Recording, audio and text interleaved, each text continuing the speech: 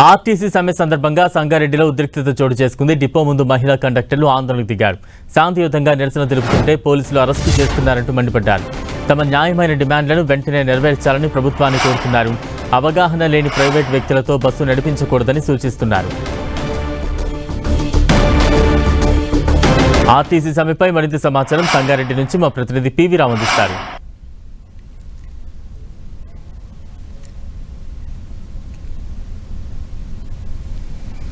ఉమ్మడి మెదక్ జిల్లాలో రెండో రోజు ఆర్టీసీ సమ్మె యథావిధిగా కొనసాగుతుంది. 9 డిపోల్లో కొన్ని డిపోల్లో బంద్ ప్రభావం పాక్షికంగా కనిపిస్తూ ఉంది.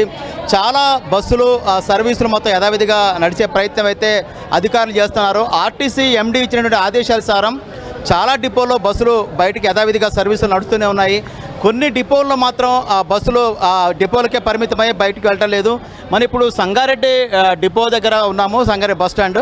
మనతో పాటు ఇక్కడ మాట్లాడేది కొంతమంది మహిళా కండక్టర్లు వాళ్ళు ఉన్నారు. వాళ్ళతో మాట్లాడే ప్రయత్నం చేద్దాం. చెప్పండి అమ్మా, రెండో రోజు మొదటి రోజు బాగానే చేశారు, రెండో రోజు కొంచెం బస్సులు మొత్తం కూడా అన్ని డిపో నుంచి కూడా బయటికి వెళ్ళే పరిస్థితి కనిపిస్తూ ఉంది. ఎందుకు ఈ విధంగా కనిపిస్తుంది మెదక్లో? ఈ రోజు మేనేజ్మెంట్ ఏం చేసిందంటే అన్ని బస్సులు చాలా బస్సులు నడపాలని ప్రయత్నం చేస్తుంది. మేము ఏమాత్రం అడ్డుకోవడానికి ప్రయత్నం చేసినా మమ్మల్ని అరెస్ట్ చేయాలని ప్రయత్నం చేస్తుంది. మేము అరెస్ట్ అయినాం అనుకో ఈ ఉద్యమము నీరు గారిపోతుంది. కాబట్టి ఉద్యమం నీరు గారిపోవద్దంటే కొన్ని బస్సులు నడిస్తేమో నడవని, కానీ అది నడిపిస్తున్నావు నువ్వు మేనేజ్మెంట్ వాళ్ళకంటే నువ్వు నడిపిస్తున్నావు. ఎలాంటి ఇది లేని అనుభవం లేని డ్రైవర్లతో నువ్వు నడిపిస్తున్నావు. వాడు ప్రజల ప్రాణాలతో చెలగాటం ఆడుతున్నాడు.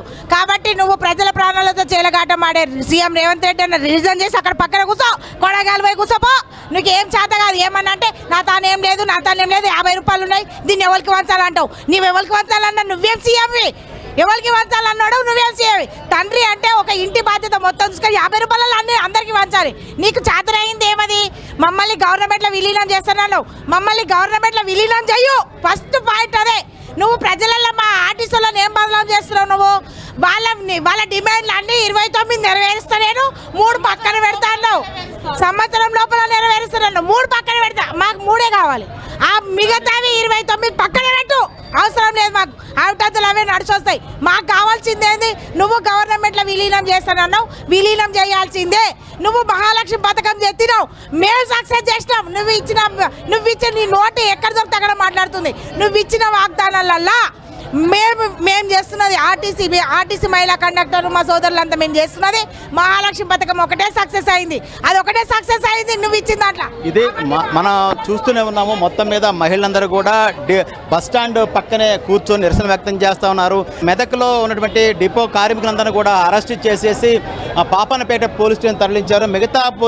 మిగతా డిపోల దగ్గర కూడా కార్మికులు ఇట్టి పరిస్థితుల్లో డిపో నుంచి బయటకు వచ్చే బస్సుల్ని అడ్డుకోకుండా భారీ బందోబస్తు ఏర్పాటు చేసి ఎస్కార్ట్ పెట్టేసి బస్ సర్వీసులను కూడా యాజమాన్యం నడిపే పరిస్థితి ఇక్కడ కనిపిస్తూ ఉంది. అయితే అడ్డుకుంటే మమ్మల్ని అరెస్ట్ చేస్తున్నారు కాబట్టి మేము ఇక్కడ పక్కన బస్ డిపో పక్కన అదేవిధంగా బస్ స్టాండ్ పక్కన కూర్చొని నిరసన వ్యక్తం చేస్తున్న పరిస్థితి మాకు వచ్చింది. ఎన్ని బస్సులు నడిపినా అవగాహన లేని కనీస పరిజ్ఞానం లేనటువంటి డ్రైవర్లు పెట్టేసి ప్రమాదాలకు గురి చేస్తూ ఉన్నారు.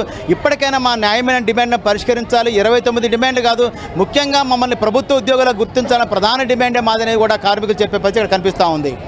కెమెరా పర్సన్ వినోద్తో పివి రావు, 10 టీవీ, సంగారెడ్డి నుంచి.